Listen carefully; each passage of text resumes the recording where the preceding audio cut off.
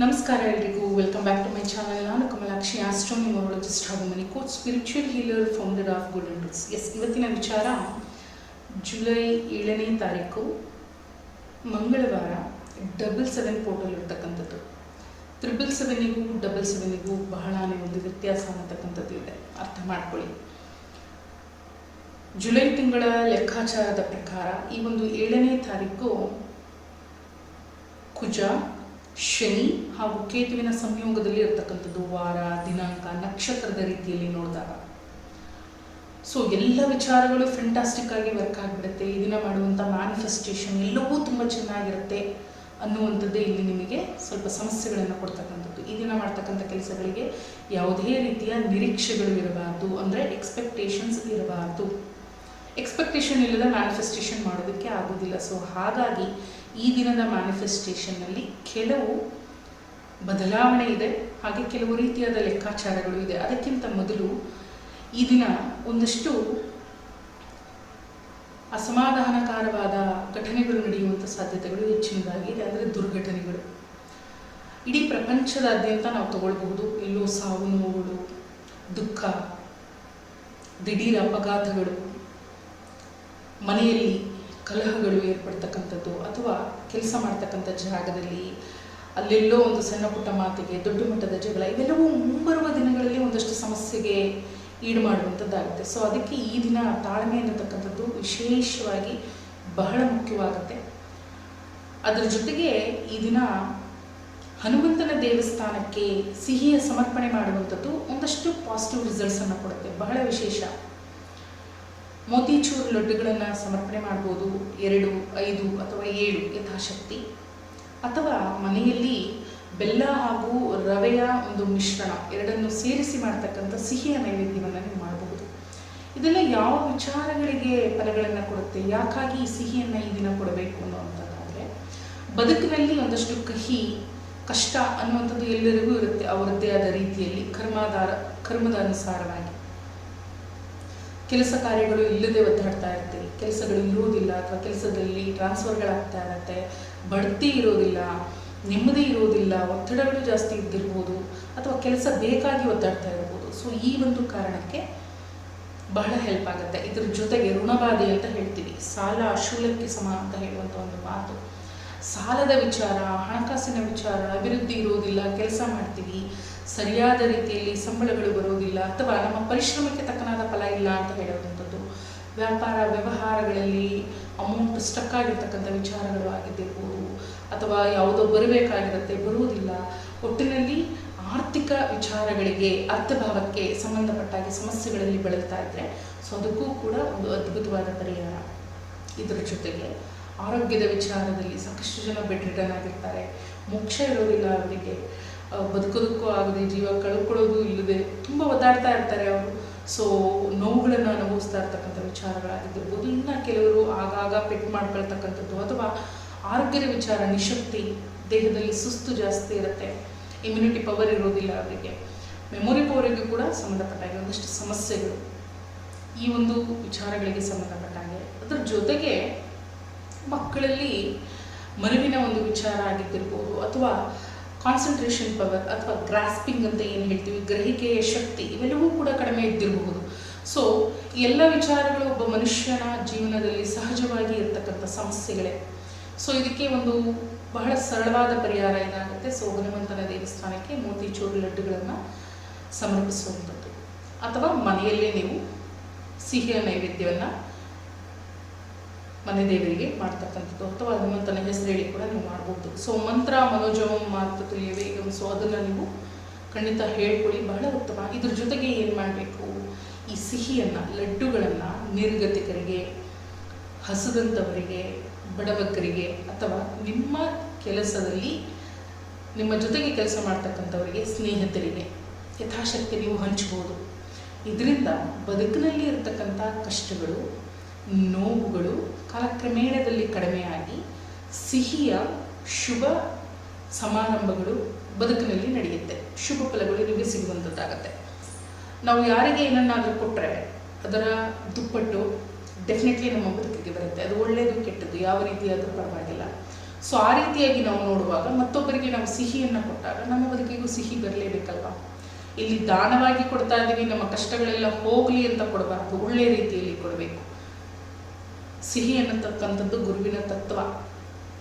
ಕೆಲವು ವಿಶೇಷವಾದ ದಿನಗಳಲ್ಲಿ ಈ ರೀತಿಯಾದ ಸರಳವಾದ ಪರಿಹಾರಗಳನ್ನು ಮಾಡಿಕೊಳ್ಳುವಂಥದ್ದು ಅದ್ಭುತವಾದ ಫಲಗಳನ್ನು ಕೊಡುತ್ತೆ. ಜುಲೈ 31ನೇ ತಾರೀಕಿನವರೆಗೂ ಕೂಡ ಮಂಗಳ ಗ್ರಹ ವೃಷಭ ರಾಶಿಯಲ್ಲಿ ಸ್ಥಿತರಿದ್ದಾರೆ. ಅವರ ಮೇಲೆ ಶನಿಯ ದೃಷ್ಟಿ ಇದೆ. ಸೊ ಮತ್ತೊಂದು ವಿಚಾರ ಕೂಡ ಸದ್ಯದಲ್ಲೇ ಘಟಿಸೋದಕ್ಕಿದೆ. ಸಿಂಹ ರಾಶಿಯಲ್ಲಿ ಒಂದು ಸಂಧಿ. ಸೊ ಎಲ್ಲದರ ಒಂದು ವೈಪರೀತ್ಯ, ಗ್ರಹಗಳ ವೈಪರೀತ್ಯದ ಫಲವಾಗಿ ಈ ದಿನದಲ್ಲಿ ನೀವು ಮಾಡ್ತಕ್ಕಂಥ ಪ್ರತಿಫಲ ಅಪೇಕ್ಷೆಗಳೇ ಇಲ್ಲದೆ ಮಾಡತಕ್ಕಂಥ, ಸೊ ವಿತೌಟ್ ಎಕ್ಸ್ಪೆಕ್ಟೇಷನ್ ಮಾಡಬೇಕು. ಈ ರೀತಿಯಾದ ಪುಟ್ಟ ಪುಟ್ಟ ಅನುಷ್ಠಾನಗಳು ಬದುಕಿಗೆ ಸಾಕಷ್ಟು ಸಹಾಯಕಾರಿ. ಇದರ ಜೊತೆಗೆ ಮ್ಯಾನಿಫೆಸ್ಟೇಷನ್ನ ಯಾವ ರೀತಿಯಾಗಿ ಮಾಡಬೇಕು. ಸೊ ಈ ರೀತಿಯ ಇವತ್ತು ಬಹಳ ಪವರ್ಫುಲ್ ಅಂತ ಹೇಳಿ ಯಾವುದೋ ಹೊಸ ಹೊಸ ವಿಧಾನಗಳನ್ನು ಆಯ್ಕೆ ಮಾಡಿಕೊಳ್ಬೇಡಿ. ಬಹಳ ಸರಳವಾಗಿ ಮಾಡಬೇಕು. ಒಂದು ಹೊಸ ಪ್ರಾರಂಭವನ್ನು ಮಾಡಿ. ಕರ್ಮದ ಅನುಸಾರವಾಗಿ ಬಹಳನೇ ಎನರ್ಜೆಟಿಕ್ ಡೇ ಇದು. ಸೊ ಕರ್ಮಗಳನ್ನು ಸವಿಸೋದಕ್ಕೆ ಅಥವಾ ಬದುಕಿನಲ್ಲಿ ಪರಿವರ್ತನೆಗಳನ್ನು ತಂದುಕೊಳ್ಳೋದಕ್ಕೆ ನ್ಯಾಚುರಲ್ ಜನ್ಮಕುಂಡಲಿಯಲ್ಲಿ ಕೇತುವಿನ ಸ್ಥಿತ, ಸೊ 8ನೇ ಭಾವವಾಗಿರುತ್ತೆ. ಆ ಒಂದು ಗ್ರಹಕ್ಕೆ ಸಂಬಂಧಪಟ್ಟಂಥ ದಿನಾಂಕದಲ್ಲಿ ಬಂದಿರತಕ್ಕಂಥ ದಿನ ಅಗೇನ್ ಕುಜನ ವಾರವೇ, ಬಹಳ ವಿಶೇಷ. ಮೇಷರಾಶಿ ಅಥವಾ ಮೇಷ ಲಗ್ನದ ವ್ಯಕ್ತಿಗಳಿಗೆ ಬಹಳನೇ ಚೆನ್ನಾಗಿರುತ್ತೆ. ಕರ್ಮದ ಅನುಸಾರ ಒಂದಷ್ಟು ಒಳ್ಳೆ ಕೆಲಸಗಳನ್ನು ಮಾಡಲಿಕ್ಕೆ, ನದಿ ಸ್ನಾನಗಳನ್ನು ಮಾಡಲಿಕ್ಕೆ, ಸಮುದ್ರದ ಸ್ನಾನಗಳನ್ನು ಮಾಡಲಿಕ್ಕೆ, ಮನೆ ದೇವರು ಕುಲದೇವರುಗಳ ದರ್ಶನವನ್ನು ಮಾಡಲಿಕ್ಕೆ, ಯಥಾಶಕ್ತಿ ದಾನ ಧರ್ಮಗಳನ್ನು ಮಾಡೋದಕ್ಕೆ, ನಿಮ್ಮಲ್ಲಿ ಹೊಸ ಪರಿವರ್ತನೆಗಳನ್ನು ಮಾಡಿಕೊಳ್ಳಲಿಕ್ಕೆ, ಬದಲಾವಣೆ ನಮ್ಮಿಂದಲೇ ಆಗಬೇಕಲ್ವಾ. ಸೊ ಆ ವಿಚಾರವಾಗಿ ಪ್ರಯತ್ನ ಪಡಬಹುದು ಮೇಷರಾಶಿ ಮೇಷ ಲಗ್ನದವರು. ಸೊ ಇಷ್ಟೆಲ್ಲ ವಿಚಾರ ಇರತಕ್ಕಂಥ ಈ ದಿನ ಮ್ಯಾನಿಫೆಸ್ಟೇಷನನ್ನು ಯಾವ ರೀತಿ ಮಾಡಬೇಕು. ಒಂದು ಪುಸ್ತಕವನ್ನು ತಗೊಳ್ಳಿ, ಒಂದು ಹೊಸ ಡೈರಿ ಅಥವಾ ಒಂದು ದಪ್ಪದಾದ ಪುಸ್ತಕವನ್ನು ತಗೊಳ್ಳಿ. ನಿಮ್ಮ ಬದುಕಿಗೆ ಯಾವ ವಿಚಾರದ ಅವಶ್ಯಕತೆ ಇದೆ. ಮನುಷ್ಯನಿಗೆ ಸಿಕ್ಕಿದ್ದೆಲ್ಲ ಬೇಕು, ಏನೆಲ್ಲ ಆಸೆ ಇರುತ್ತೆ, ಎಲ್ಲವೂ ಬೇಕು ಅಂತ ಇರುತ್ತೆ. ಬಟ್ ಅವಶ್ಯಕತೆ ಬದುಕಿಗೆ ಅನಿವಾರ್ಯವಾಗಿ ಯಾವುದು ಬೇಕಾಗಿದೆ ಆ ವಿಚಾರವನ್ನು ಆಯ್ಕೆ ಮಾಡಿಕೊಳ್ಳಿ. ಮ್ಯಾನಿಫೆಸ್ಟೇಷನ್ ಅನ್ನುವಂಥದ್ದು ಇಟ್ಸ್ ಅ ಕಂಪ್ಲೀಟ್ ಸೈನ್ಸ್. ನಮಗೇನು ಬೇಕೋ ಅದು ಸಿಗುತ್ತೆ ಪ್ರಯತ್ನವನ್ನು ಪಟ್ಟಾಗ, ನಮ್ಮ ಫೋಕಸ್ ಚೆನ್ನಾಗಿ ಇದ್ದಾಗ, ನಮ್ಮ ಥಾಟ್ಸ್ ಅಲೈನ್ ಆದಾಗ ಅಲ್ವಾ.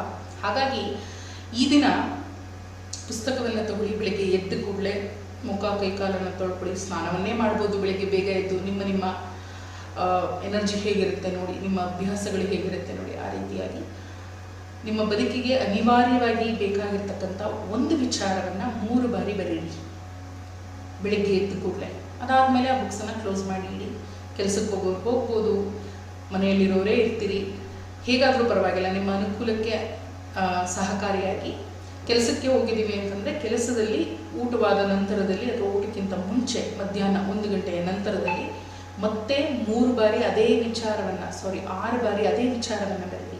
ಬೆಳಿಗ್ಗೆ ಎದ್ದು ಕೂಡಲೇ 3 ಬಾರಿ, ಮಧ್ಯಾಹ್ನ 6 ಬಾರಿ, ರಾತ್ರಿ ಊಟ ಎಲ್ಲ ಆಗಿ ಮಲಗೋದಕ್ಕಿಂತ ಮುಂಚೆ 9 ಬಾರಿ ಅದೇ ವಿಚಾರವನ್ನು ಬರೀರಿ. ಇದು ಒಂದು ದಿನದ ಕೆಲಸ. ಅಂದರೆ ನೀವು ಜುಲೈ 7ನೇ ತಾರೀಕು ಇದನ್ನು ಪ್ರಾರಂಭ ಮಾಡ್ತಾ ಇದ್ದೀರಿ ವಿತೌಟ್ ಎಕ್ಸ್ಪೆಕ್ಟೇಷನ್.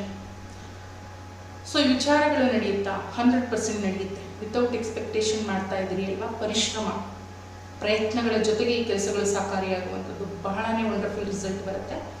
ಸೊ ನಿಮ್ಮ ಒಂದು ಗೋಲ್ ಫಿಕ್ಸ್ ಆಗಿರಬೇಕು. ಅದಕ್ಕಿಂತ ಮುಂಚೆ ಬದುಕಿಗೆ ಏನು ಬೇಕು ಅನ್ನುವಂಥ ವಿಚಾರದಲ್ಲಿ ದೃಢತ್ವ ನಿಮಗಿದ್ರೆ ಆ ವಿಚಾರಕ್ಕೆ ಸಂಬಂಧಪಟ್ಟ ಹಾಗೆ ಫೋಕಸ್ ಮಾಡ್ತೀರಿ. ಯಾಕೆ ಈ 369 ಮೆಥಡ್ ಇದೊಂದು ಅದ್ಭುತವಾದ ಕೋಡ್. ಸೊ ಈ ರೀತಿಯಾಗಿ ನಮ್ಮ ವಿಚಾರಗಳನ್ನು ನಾವು ಬರೆದಾಗ ನಮ್ಮ ಮನಸ್ಥಿತಿ ಸುಧಾರಿಸುತ್ತೆ. ನಮ್ಮ ಸುಪ್ತ ಮನಸ್ಸಿಗೆ ಈ ವಿಚಾರಗಳು ಬಹಳ ಚೆನ್ನಾಗಿ ಜಾಗೃತವಾಗುತ್ತೆ. ಅದರಿಂದ ಏನಾಗುತ್ತೆ, ಕೆಲಸದ ಮೇಲೆ ಸರಿಯಾದ ರೀತಿಯಲ್ಲಿ ಫೋಕಸ್ ಮಾಡ್ತೀವಿ ನಾವು. ನಮಗೆ ಗೊತ್ತಿಲ್ಲದೇ ಒಂದು ಎನರ್ಜಿ ಶಿಫ್ಟ್ ಆಗುತ್ತೆ. ಸೊ ದಟ್ ನಮ್ಮ ಕೆಲಸಗಳನ್ನು ಕೈಗೆ ತಗೊಳ್ತೀವಿ. ಆ ಕೆಲಸಗಳ ಜೊತೆಗೆ ನಾವು ವರ್ಕ್ ಮಾಡೋದ್ರಿಂದ ಆ ಕೆಲಸಗಳು ಬಹಳ ಬೇಗ ನಮಗೆ ಶುಭ ಫಲಗಳನ್ನು ಕೊಡುತ್ತೆ. ಇದನ್ನು 21 ದಿನಗಳ ಕಾಲ ಕಂಟಿನ್ಯೂ ಮಾಡಿ. 21 ದಿನಗಳ ಕಾಲ ಕೂಡ 369 ಮೆಥಡನ್ನು ಫಾಲೋ ಮಾಡಿ. 21 ದಿನಗಳು ನೀವು ಅಭ್ಯಾಸ ಮಾಡಿದ ನಂತರದಲ್ಲಿ ಆ ವಿಚಾರಕ್ಕೆ ಸಂಬಂಧಪಟ್ಟ ನಿಮ್ಮ ಪ್ರಯತ್ನ 100% ಚಾಲ್ತಿಗೆ ಬಂದ್ಬಿಟ್ಟಿರುತ್ತೆ. ಪ್ರಯತ್ನ ಇದ್ದಲ್ಲಿ ಪ್ರತಿಫಲ ಇರಲೇಬೇಕಲ್ಲ. ನಿರೀಕ್ಷೆ ಇಲ್ಲದೆ ಮಾಡಿದಾಗ ಫಲ ಮತ್ತು ಹೆಚ್ಚೇ ಅಲ್ವಾ. ಸೊ ಹಾಗಾಗಿ ಆ ವಿಚಾರಗಳು ಬಹಳ ಬೇಗ ಸಾಕಾರವಾಗುತ್ತೆ.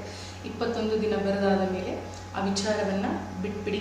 ನೆಕ್ಸ್ಟ್ ಇನ್ಯಾವ ವಿಚಾರ ನಿಮ್ಮ ಬದುಕಿಗೆ ಅವಶ್ಯಕತೆ ಇದೆ, ಅದನ್ನು ನೀವು ಬರೆಯೋದಕ್ಕೆ ಪ್ರಾರಂಭ ಮಾಡಬಹುದು. ಅಥವಾ ಈ 21 ದಿನಗಳ ಕಾಲ ಬರೆದಿರ್ತಕ್ಕಂಥ ಅಷ್ಟು ಪುಟಗಳನ್ನು ನೀವು ಪೇಪರ್ನಲ್ಲಿ ಏನಾದರೂ ಬರೆದಿದ್ರೆ, ಬುಕ್ಕಲ್ಲದಿರ, ಸೊ ಪೇಪರ್ಗಳನ್ನು ಬರ್ನ್ ಮಾಡಿ ಅದನ್ನು ಯೂನಿವರ್ಸಿಗೆ ಸಬ್ಮಿಟ್ ಮಾಡ್ತಕ್ಕಂಥದ್ದು. ಅಥವಾ ಯಾವುದಾದ್ರೂ ಒಂದು ಮರದ ಬುಡಕ್ಕೆ ಪೇಪರ್ಗಳನ್ನು ಸುಟ್ಟು ಆ ಬೂದಿಯನ್ನು ಗಿಡ ಅಥವಾ ಮರದ ಬುಡಕ್ಕೆ ಹಾಕಬೇಕು. ಪರಿಸರಕ್ಕೆ, ಪ್ರಕೃತಿಗೆ ನೀವೇನು ಮಾಡ್ತಾ ಇದ್ದೀರಿ? ಸಮರ್ಪಣೆ ಮಾಡ್ತಾ ಇದ್ದೀರಿ. ಬಟ್ ಆ ಕೆಲಸಕ್ಕೆ ಇರಬೇಕಾದಂಥ ಸಂಪೂರ್ಣವಾದ ಪ್ರಯತ್ನ ನಿಮ್ಮ ಕಡೆಯಿಂದ ಇರಬೇಕು. ಕಂಟಿನ್ಯೂ ಮಾಡ್ಕೊಂಡು ಹೋಗ್ಬೇಕು ಅದನ್ನು. ಯಾವುದೇ ಕೆಲಸ ಕಾರ್ಯಗಳನ್ನು 21 ದಿನ ನಿರಂತರವಾಗಿ ಸತತ ಅಭ್ಯಾಸದಲ್ಲಿ ನಾವು ಇಟ್ಟುಕೊಂಡಾಗ ಅದು ರೆಗ್ಯುಲರ್ ರೊಟೀನ್ ಆಗಿಬಿಡುತ್ತೆ. ಸೊ ಅದಕ್ಕಾಗಿ 21 ದಿನ, 21 ಅನ್ನುವಂಥದ್ದು ಗುರುವಿನ ಸಂಖ್ಯೆ. ಪ್ರಾರಂಭ ಮಾಡ್ತಾ ಇರತಕ್ಕಂಥದ್ದು ಕರ್ಮದ ಆಧಾರವಾಗಿ ಫಲ ಕೊಡ್ತಕ್ಕಂಥ ಸಂಖ್ಯೆ, ಅಪೇಕ್ಷೆಗಳೇ ಇಲ್ಲದೆ, ಪ್ರತಿಫಲ ಅಪೇಕ್ಷೆಗಳೇ ಇಲ್ಲದೆ ಮಾಡ್ತಕ್ಕಂಥ ಒಂದು ದಿನ. ಸೊ ತ್ವರಿತವಾಗಿ ಆಗೋದಕ್ಕೆ ಕಾರಣ ಕುಜನ ಒಂದು ಇಂಪ್ಯಾಕ್ಟ್ ಇರುತ್ತೆ, ಜೊತೆಗೆ ಕರ್ಮಾಧಿಪತಿಯ ನಕ್ಷತ್ರ. ಸೊ ಎಲ್ಲ ವಿಚಾರಗಳನ್ನು ಒಳಗೊಂಡೇ ನಾನು ಈ ಒಂದು ಮ್ಯಾನಿಫೆಸ್ಟೇಷನ್ನ ಹೇಳ್ತಾ ಇರ್ತಕ್ಕಂಥದ್ದು. ಅರ್ಥ ಮಾಡ್ಕೊಳ್ಳಿ. ಸೊ ಬದುಕಿನಲ್ಲಿ ಒಂದಷ್ಟು ಒಳ್ಳೆಯ ಬದಲಾವಣೆಗಳು ಆಗುತ್ತೆ. ಪ್ರತಿಯೊಬ್ಬರು ಕೂಡ ಕರ್ಮಾಧಾರಿತವಾಗಿ ಇರೋದರಿಂದ ನಾವು ಮಾಡ್ತಕ್ಕಂಥ ಕೆಲಸಗಳು ನಮ್ಮ ಜೀವನಕ್ಕೆ ಸಹಾಯಕಾರಿಯಾಗಿಯೋ ಅಥವಾ ಸಮಸ್ಯೆಯಾಗಿಯೋ ಬರುವಂಥದ್ದಾಗುತ್ತೆ. ಇಂಟೆನ್ಷನ್ ಸರಿಯಾಗಿ ಇದ್ದಾಗ, ನಮ್ಮ ಆಲೋಚನೆಗಳಲ್ಲಿ ಕ್ಲಾರಿಟಿ ಇದ್ದಾಗ ಯಾವುದೇ ಸಮಸ್ಯೆಗಳು ನಮಗೆ ಬಾಧಿಸೋದಿಲ್ಲ. ಬಹಳ ಮುಖ್ಯವಾಗಿ ಈ ಒಂದು ಜುಲೈ 7ನೇ ತಾರೀಕು ಇಲ್ಲ ಸಲ್ಲದ ಸಮಸ್ಯೆಗಳಿಗೆ ತಲೆ ಕೊಡಬೇಡಿ. ಸಾಧ್ಯವಾದಷ್ಟು ಶಾಂತ ರೀತಿಯಲ್ಲಿ ಇರಿ.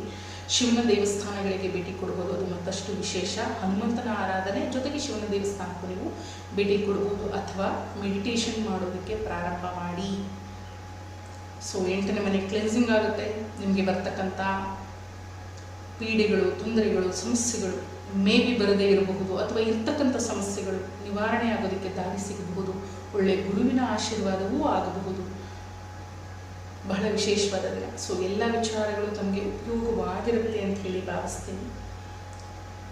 ಕೃಷ್ಣಾರ್ಪಣಮಸ್ತು. ಕನ್ಸಲ್ಟೇಷನ್ ಬೇಕಾಗಿದ್ದವರು ಕಾಂಟ್ಯಾಕ್ಟ್ ಮಾಡ್ಬೋದು. ಡಿಸ್ಕ್ರಿಪ್ಷನಲ್ಲಿ ನಂಬರ್ ಕೊಟ್ಟಿರ್ತೀನಿ. ನಮಸ್ತೆ.